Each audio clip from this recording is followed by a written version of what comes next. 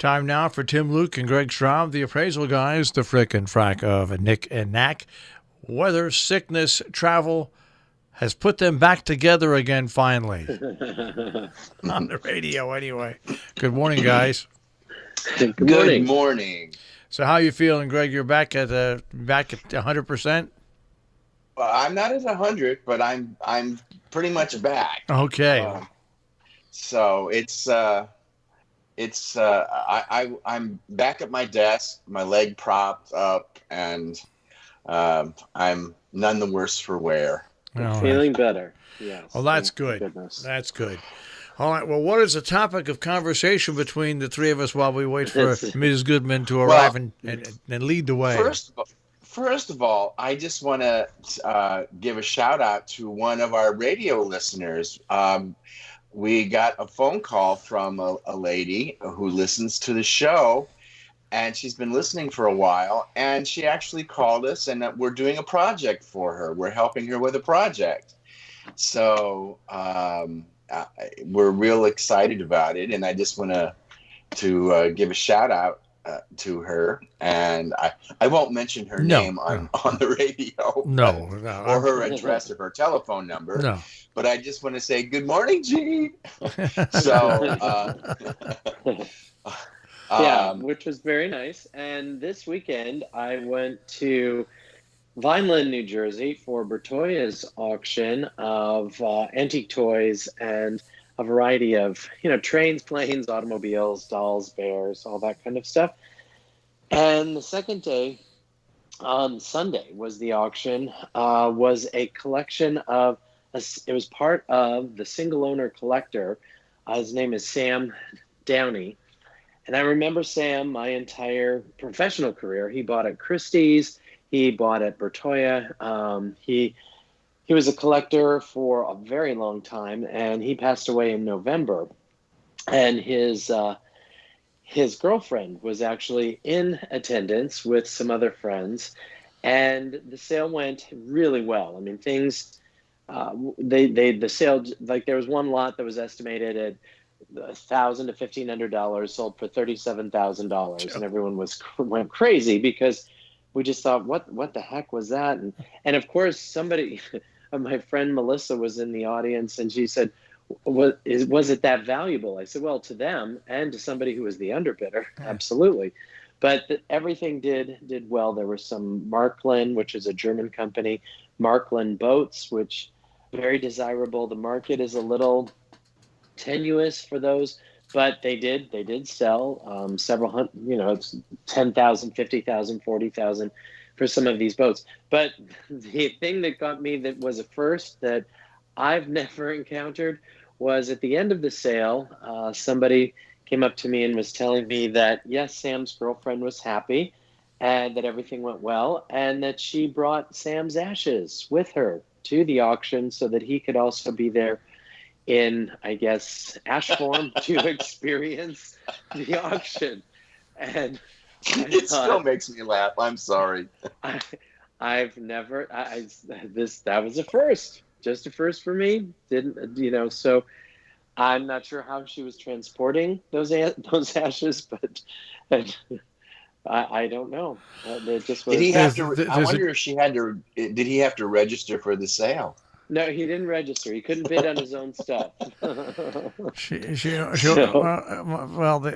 Several comments come to mind. I'll take the least offensive in saying she just loves dragging his ash around. That's all. Right. Oh boy, that was good. That's the least offensive. That's the least offensive one. Your father would be very proud. Your father would be very happy with that. Yes. That's a very good one. Very good.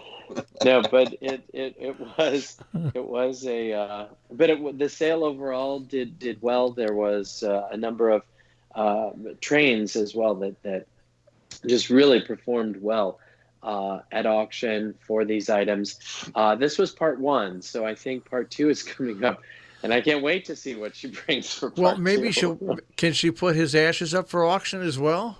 Well, she could. Well, this brings to mind, you bring up an interesting question. I did sell. Remember at Julian's, Yes. I sold Truman Capote's ashes. Well, So, there you go. and So go ahead. as Go a ahead. bonus for somebody, you buy this I lot have and you experience get the selling ashes. ashes. I'm an I ash think, seller. yeah, if I think back over the years since we've been doing this Oh, show, I do believe that we did one show where we talked about body parts that have sold at Yeah, auction yeah, we did. over over the years.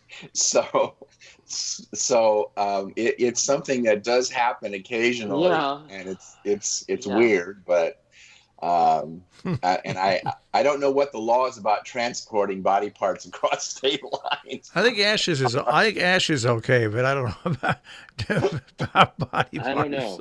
No, it's one But of those things. another thing, and this goes to a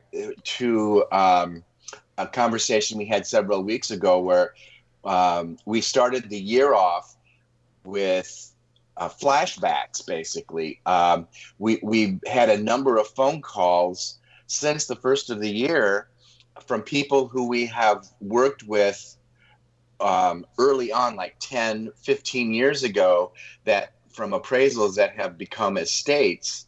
And not unlike what Tim went through with Sam this weekend, where we're at the age now where a lot of the people who we've done appraisals for, the situation is now turned into an estate situation. And we say this all the time, and it goes back to making sure that when if you're planning for estate planning, to go ahead and have everything appraised so you have a basis And a on where to record. start when it becomes necessary to turn your items into an estate situation or to liquidate those items. So you're not actually reinventing the wheel. And yet again, this week, we've had two more calls from people. 2008 seems to be the year that people are calling from. From We've the had no most. less than five clients that we worked with in 2008 that have called us to that things have turned into an estate situation or guardianship situation. So never underestimate the value of a good appraisal on your items for either insurance or for just market value, because it will always it's one of the things that when it comes back to bite you in the butt, if you have it, it's going to be a good thing, because you will have all of that documentation. So we can't stress that enough to people. And a lot of it also is the ease with which to make the transition from an insurance appraisal into an estate appraisal, as long as the items are still available in the estate. So it's a very important thing. And Sam, this weekend the sale turned out to be, what was it, Tim? Over $2 million, I think you It said. did just about. Yeah, it was. It was really things just went well. But there were also items in the auction. There were the high end highlights and things like that. But there were middle of the road things, and there were a couple of dealers and a couple of collectors walked away with some things, for a couple $100. So it was a good spread, which was really nice, a good variety of items. But I will tell you, it was like going back to the 1990s, early 2000s at auction. The room was just about packed. There were bids all over, phones all over. Every lot, not every lot, but all the high end lots had at least 8 or 9 phone bidders on it, and the internet was really jamming, and there was a lot of successful bidders online. Because a lot of these toys, being German toys, a lot of them collectors from around the world were bidding, specifically in Europe as well as in Australia, that they didn't want to go to Philadelphia or into Vineland, New Jersey, for the auction, but they either had sent representatives or they were calling about conditions, so they were able to bid. So it was an active sale. Typically at Bertoya's, when it's a typical toy auction, we can do anywhere between 80 to 100 lots an hour. But because there was so much active bidding, the first 100 lots took almost an hour and a half, or almost an hour and 45 minutes for the first 100 lots, because there was just a lot, very, very active bidding. And it's interesting as an auctioneer, you want to keep it moving, you want to keep it going, but also, especially when the family's in the audience, you don't want to rush things and cut off the bidding. And some of these dealers were like, "Come on, close it! Bring the hammer down! Bring the," while people on the phone are contemplating this. And my comeback is always, "And if I were selling your collection, you would want me to wait. So we're taking just a moment." Well, like, come on. One last thing about the sale is, it was so well attended, partially because of who it was, and Sam was well known in the industry. And the other thing is, a lot of the not a lot, but a number of his toys and pieces from his collection were actually purchased originally through Bertoia. So it's also, for collectors, a chain of provenance that can be traced back, which makes it's only going to help the piece in the future, but you can trace its lineage back to. So, and we've talked about that numerous times as well. So the transfer of ownership for a well-known collector, as long as it's somebody who where all of the items, most of his items came from, is only going to help. And took care of it. Yeah. Yes. And he took care of it.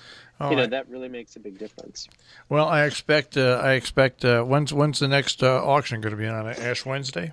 Yes. Right. No. I think it'll be in the fall. It'll be in November, so it'll be before Thanksgiving. Right. You're on fire. You're on fire, Marshall. All right, we'll speak to you guys next week. Most definitely. Take care. Bye. Bye, guys. Take care. Tim, Luke, and Greg Schramm, the appraisal guys, the frickin' frack of Nick and Knack with Appraise. This, TQAG.com on the web.